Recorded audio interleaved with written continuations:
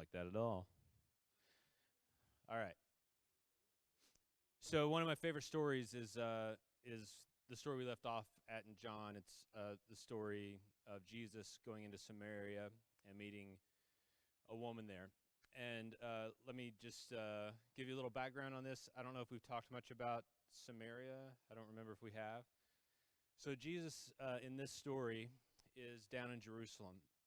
And I told you that John's different than Luke in that in John, the story shows Jesus going back and forth to Jerusalem several times. And this is so the first time he went down to Jerusalem, we cleared the temple. Remember that stuff last time? So he's down there and he wants to go back to the region of Galilee where he's based his ministry. And so to do that on a map, you would have to go, if you want to take a straight line, you would go through a nation called Samaria. Most Jews would typically not do that. They would go around. So it's like, I don't know, if you wanted to go from here to Cleveland, you would go through Columbus, right? But if you hated Columbus, you would go through Dayton, even though it would take you an hour longer. It's that kind of thing, I guess. So the Samaritans were the enemies of the Jews. They were sort of half Jewish, if you go back in their history, and the Jews felt that that was almost worse than being completely non-Jewish. And it goes both ways. So there was this intense sort of what would we feel like to us racial tension and hatred between these two groups. As a little kid, you would be taught from as early on both sides. You would be taught early on. Samaritans would teach the Jews, these are bad people. Don't hang out with these people. Don't talk to these people. Jews would teach Samaritans. These aren't even people actually at all. They're dogs. They're half-breeds. Don't acknowledge them. Don't ever go to Samaria. If you would happen to run into a Samaritan, don't talk to them. They're not worth talking to. If you find out that you're at dinner and someone says that a Samaritan used this plate or cup, throw it away. Don't even drink the same cup a Samaritan would drink of. And so we've all experienced in one form or another some sort of prejudice, racism. I just want you to see this at the highest level. We did talk about this some in the parable of the Good Samaritan. Remember that? So that was a kind of a made-up parable. This is set in the context of a historical story. So Jesus and his disciples are done in Jerusalem. They're going to go back to Galilee. And it says, the story starts off, Jesus had to go through Samaria, which is an interesting way to start the story because on a map it looks like he has to go through there, but most people wouldn't. They would walk around it. But there's something in Jesus that had to go into Samaria. They go halfway through Samaria. They come to a little town. The town's called Sychar. And they are hungry and tired, and they've been walking all day. It's the middle of the day, like 3 in the afternoon. And they get to this well. The well where people would come to draw water is, imagine it kind of on a hill outside of town, but you can look into the valley and see the town. Generally, people don't come to draw water in the middle of the day, especially if it's hot. You would come in the morning or the evening. So there's no one there. They stop at the well. They stop to rest. The disciples are complaining about being hungry, so he sends them into Sychar to buy food, but he says he wants to stay there and just rest. And so the 12 disciples, they go on into Sychar. Jesus is left alone at the well.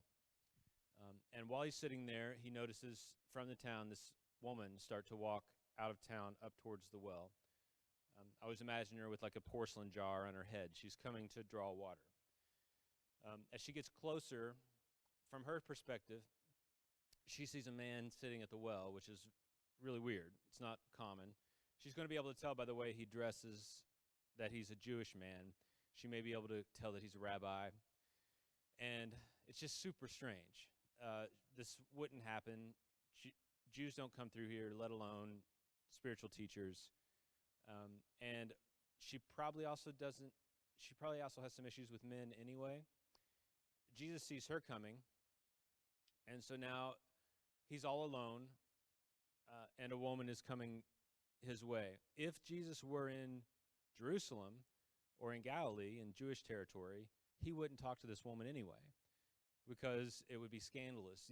Men would only talk to women and women to men in public. If husbands and wives might talk to each other, maybe brothers and sisters would talk to each other in public, but you would never talk to a single woman or a married woman in public in this culture because you were crossing sort of an intimacy boundary. We're not used to that in our culture. I think that's probably a good thing, but you have to imagine that's the way their world works. The only other woman you would ever talk to in public is a prostitute if you were soliciting her.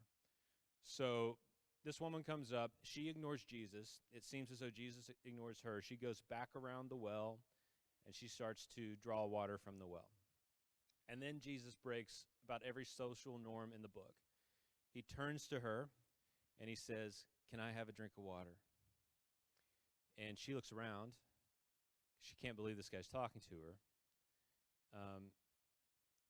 And she comes around to him, and she says, "You're a Jew." And he says, I always say, he says, "I'm a thirsty Jew." Like, it's obvious. He knows he's a Jew. And he says, "If you knew who asked you for water, you'd ask me for water, and I'd give you magic water." And she looks at him like, "What are you talking about?" Like, now she's got a crazy Jewish man at the well, right? He says, "Yeah, I've got magic water, and if you magic living water, and if you ask me for water, I'll give it to you, and it'll bubble up inside your soul, and it'll come out of every pore of your body, and you'll never be thirsty again as long as you live." And she says, "You don't even have a bucket." That's her response. "How are you going to get water? How are you going to get magic water?" Remember what we talked about with Nicodemus at the very end last week, where in John, all these people seem to be terrible at metaphor? Remember that? This is a theme that John's doing over and over again. And this one's more weird than Nicodemus. Like, it is a little confusing. What the heck's he talking about? Obviously, he's talking about some sort of spiritual water, right? She doesn't get it. She says, "You don't even have a bucket. How are you going to get water?" And he says, in essence, I told you it's magic water. Don't you want to try it? And she says, hello? Is Siri talking to us? She says, "All right, fine. Give me a drink of magic water." And Jesus says, "Great. Go back to town, grab your husband, get him, come back, and I'll give you both this living water." She says, "I don't have a husband." Well, he looks off, and he says, "Well, you don't have a husband now, but you've had 5 husbands, and the man you're living with now isn't your husband, but why don't you get him, come back, and we'll talk about the magic water."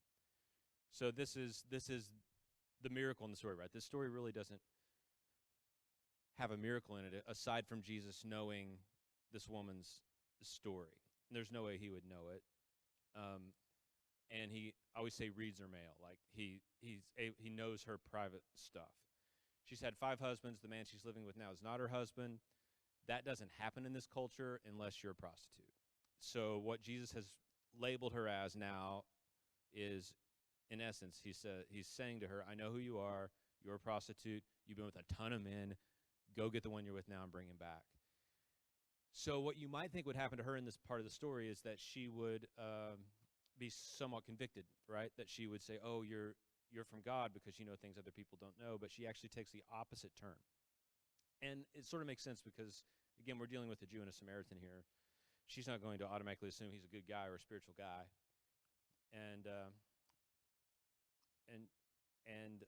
she says to him, "Oh, you're a prophet. You see things other people don't see. That your thing? I got a question for you. You Jews, you say we have to worship God at the temple in Jerusalem. My people say we worship God up here on this mountain. I've always wondered, who's right? Where do we worship God?" And he says to her, "You're not going to like this, but the correct answer is the temple. But a time is coming." It's like he stops himself after this. He says, "A time is coming, actually a time has come, when true worshipers of God can worship him wherever they are, in spirit and in truth." You don't need a temple. You don't need this mountain. A time has come where God is present everywhere. This is the stuff we talked about, the presence of the kingdom of God, right? So she, I was imagining she like walks around, gets in his face, and she says, "I don't have any idea what you're talking about. Like, all this stuff you're saying makes no sense to me. Here's what my people believe.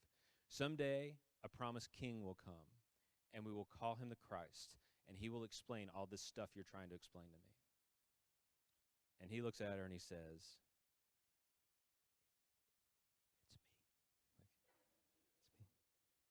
it's me. It's me. I am he. That's what he says. And for some reason, in that moment, looking into his eyes, she believes him. And she drops her jar, like, imagine it smashing into 1,000 pieces. Jesus gets all wet. And she goes running into town, and she's screaming at the top of her voice, "Come meet a man who told me everything I ever did." So this is the town prostitute, right? Going back into town saying, "Come meet this man. He's the Messiah. Come meet this man." Like, "Hey, Bob, come meet this man." Bob's wife's like, "How do you know her?" And it's the whole thing. So, but she's gathering the whole crowd of people down there. Meanwhile, the disciples have come back, and they've got food, and they're trying to give Jesus food because he hasn't eaten all day. They're saying, "Here, he's like, I'm not hungry. I don't want it." And they're trying to force it on him. And as the disciples are eating and trying to get Jesus to eat, here comes the prostitute back up the hill, and she has the entire town of Sychar following her. Imagine them in their white robes. Historically, we know Sychar was really one of the things they were known for was textile, and this may or may not play into the story. But if they had these, they were known for having this kind of pure white robes that they could wear. And if you just imagine all these people coming up with the prostitute ahead of them, marching up to meet Jesus. The disciples are trying to get him to eat. And he says, "Stop, don't eat, put it down. Like, put the sandwich down and look. Look, the fields are white for harvest. Didn't I tell you," he says to the disciples, "didn't I tell you that you would drink wine from vineyards you never planted, and that you would eat food from, farms where we didn't plant, that God would deliver us the harvest? This is it. This is our food," he says. "This is our food, not the stuff you're eating. This is our food, to do the will of the Father who sent us." And the whole town then comes and gathers around Jesus at this well. And these are his arch enemies. And he begins to teach them the things he's been teaching others about the kingdom of God. And he actually stays there for 2 full days, teaching them. At the end of the 2 days, one of the townspeople says, "We believe that you are the Christ, that you're the Son of God." Not just because of the prostitute's testimony, but because we have seen and heard with our own eyes that you are from God. And this town turns to Jesus, and it's the first and sort of really only story we have of an entire village coming to see Jesus as Messiah at the same time. And that happens in enemy territory. It happens in Sychar. So it happens the exact last place you would ever think it to happen. One of the things John is obviously telling us in his version of the gospel is that, and we talked about this at the beginning with the Greek and Hebrew stuff, that Jesus is for everyone. He's not just for the Jews. As a matter of fact, John will say, when the Jews reject him, he purposely goes to the Samaritans, to other places. And the Samaritans are the last place you would go.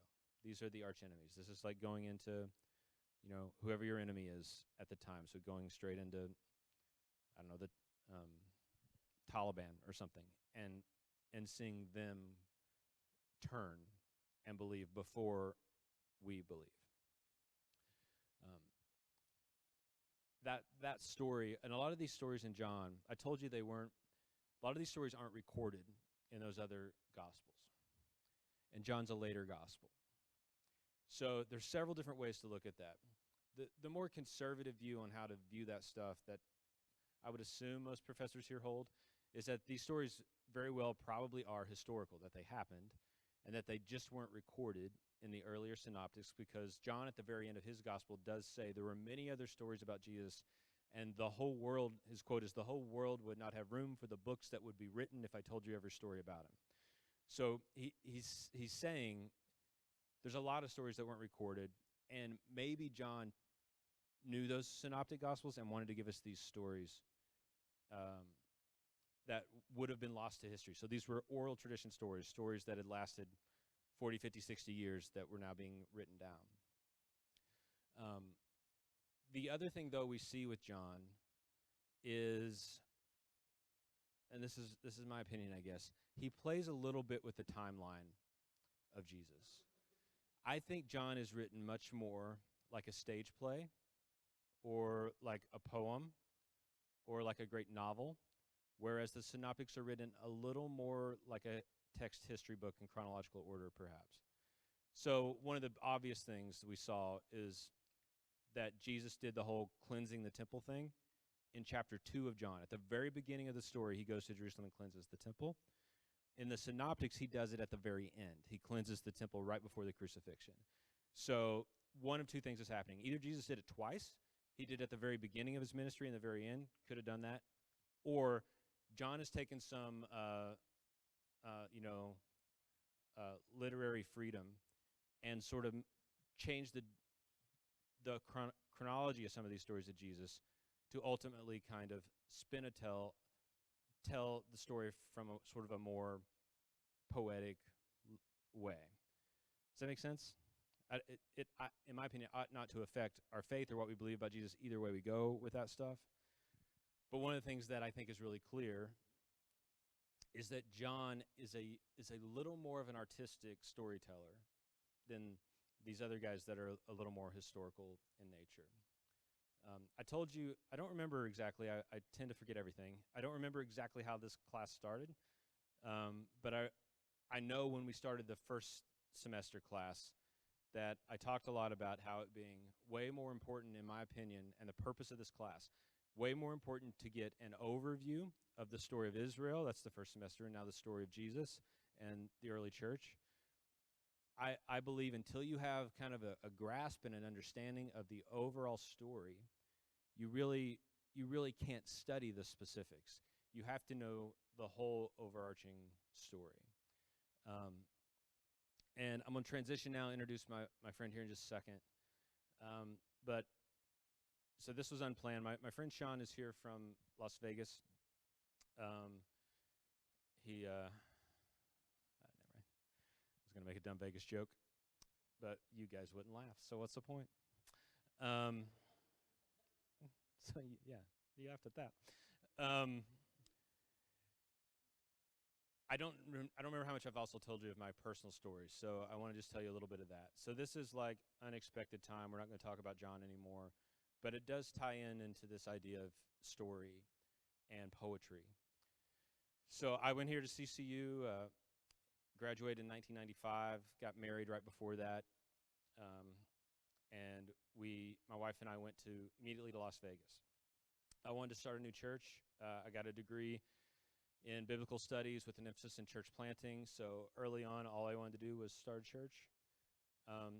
My youth pastor I was growing up with, this guy named Kevin Oder, which is a funny name. You can find his picture on the wall somewhere. He went here as well. And he went out to Las Vegas to start a church. Las Vegas at the time was the fastest growing city in America. And surprisingly, at the time, there weren't a ton of churches in Vegas for whatever reason. And he went out and started this church, and I followed him about 9 months later, and as a young person, 22 years old, was helping plant this church.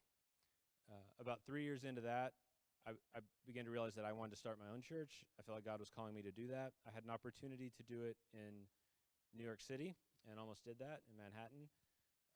Being from Ohio, all I knew is I didn't want to be in Ohio.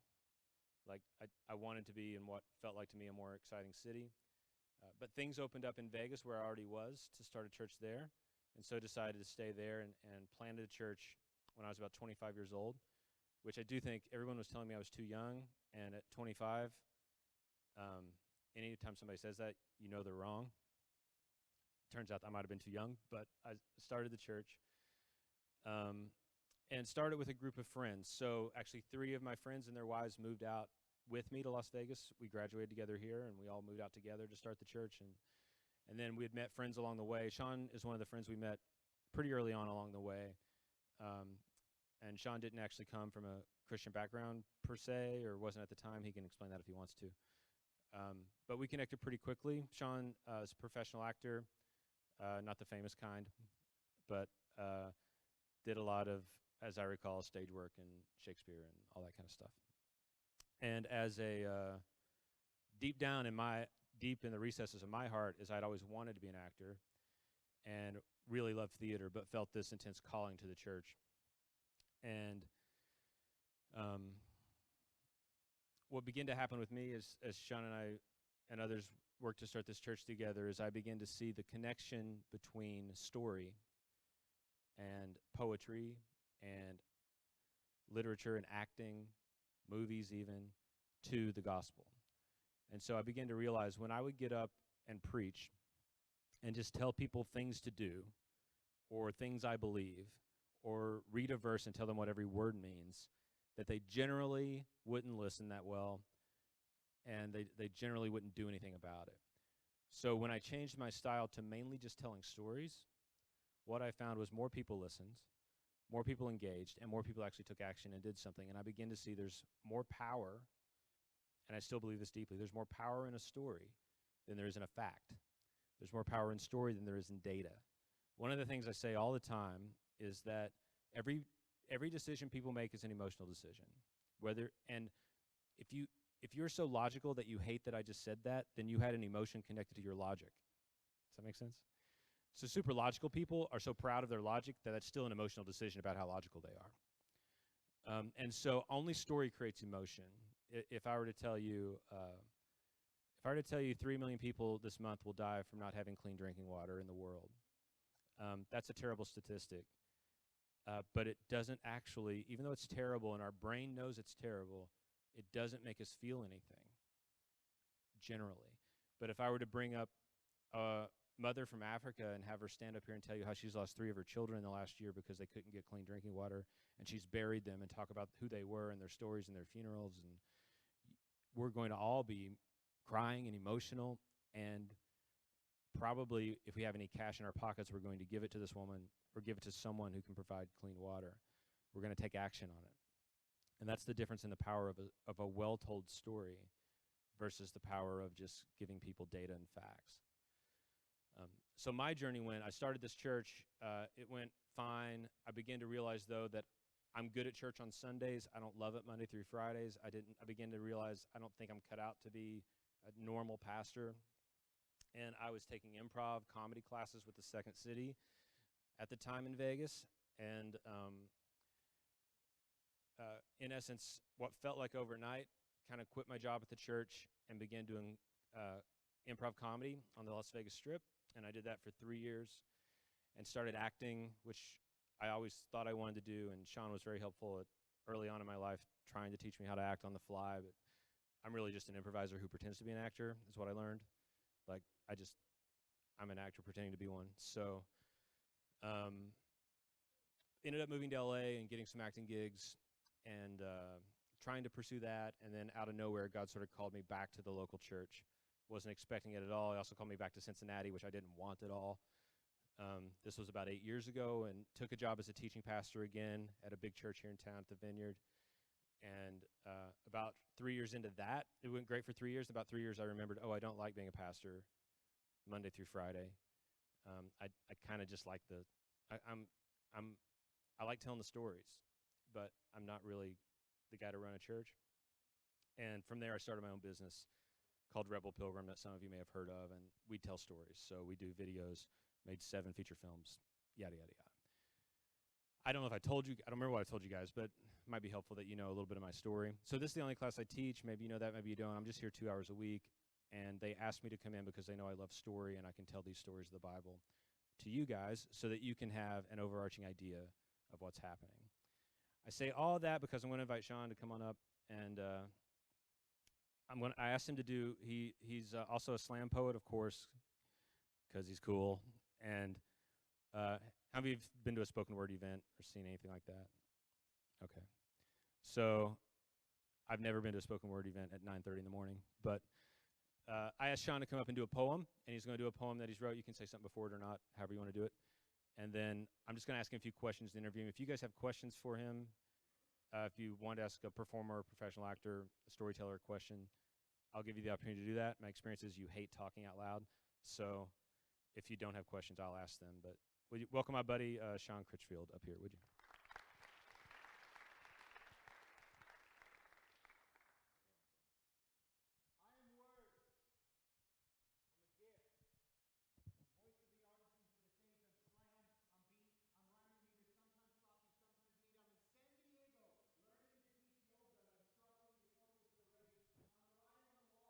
On the page, I'm struggling to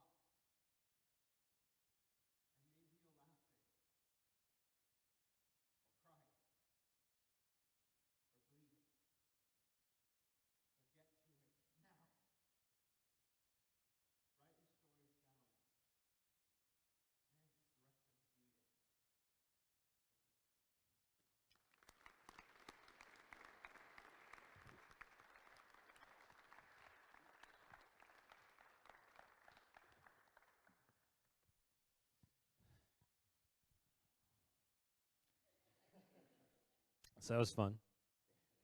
So why do you do that?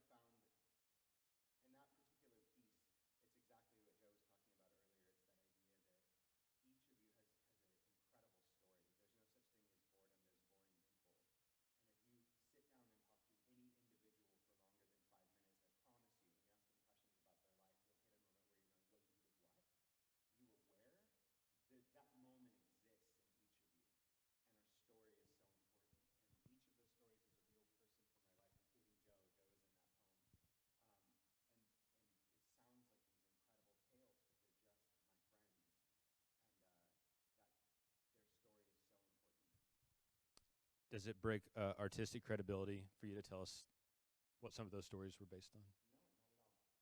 Some songwriters hate it when you ask what the song means. So.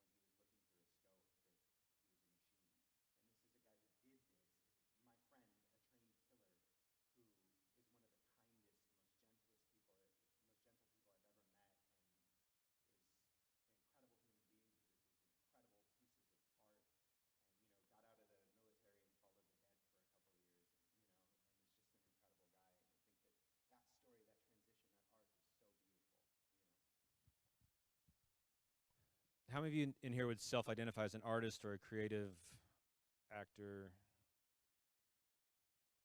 So, 7. And then some artists are shy, so let's say 12. So what would you say? Can you talk to both? This probably isn't.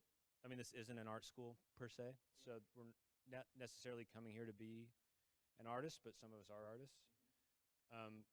But also, I have this theory that art informs people that aren't naturally artists. So could you guys are, how many of you are ministry degrees? And then, okay, how many business? Education? What else we got here? Psychology? All right, so all across the board. So these are the things these people are going to be doing. Probably not, because you never do what you get your degree in. But right now they think that. So how does someday a school teacher or a psychologist or a business leader, an entrepreneur, or a pastor or worship pastor, like, I'm saying a lot of things, but how would you relate what you do and what you've learned about story and art to where they are now?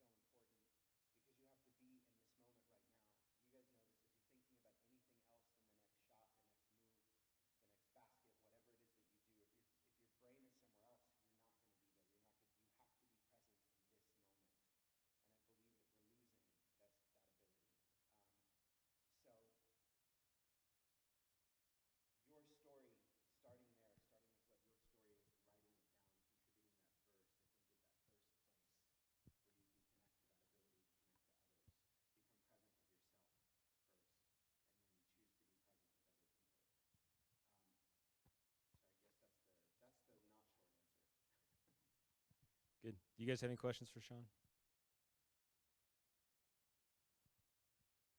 This is what I told you would happen.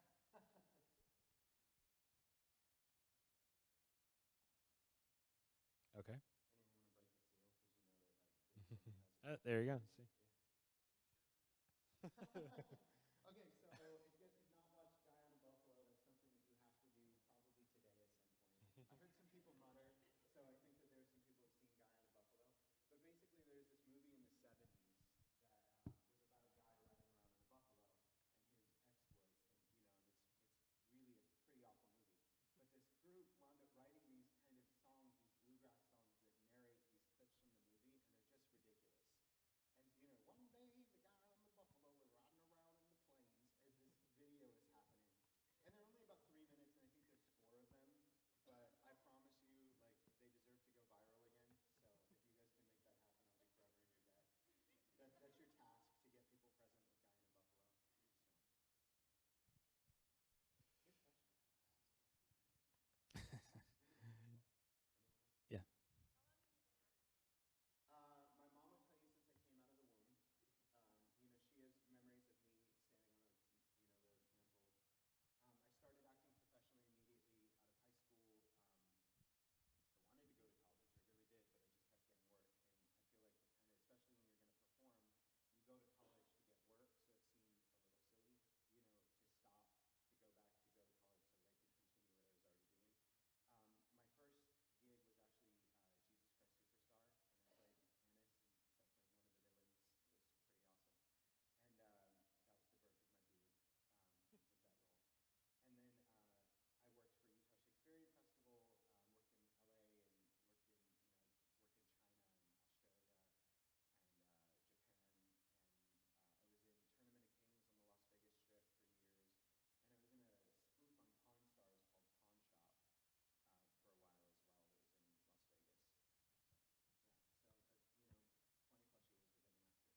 I've been an actor.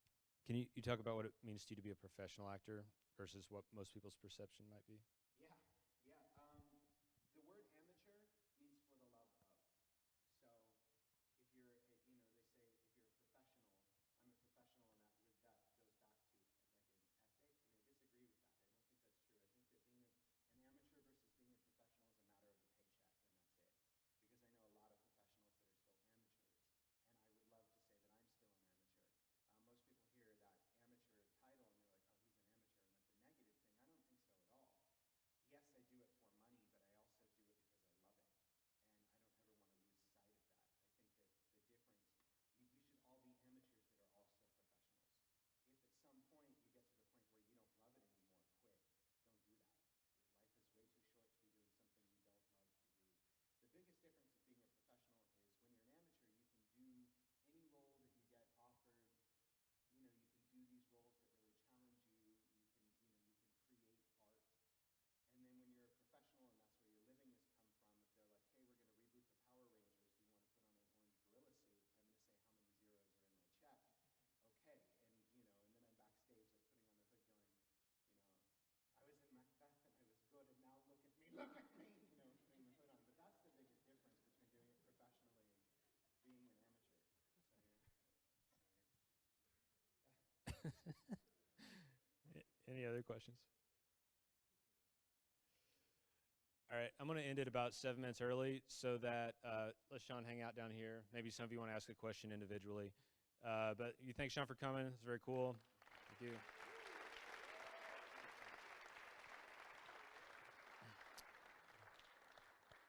So yeah, you guys can get out of here, and if anybody wants to come talk to Sean, feel free. We got 10 minutes here with him.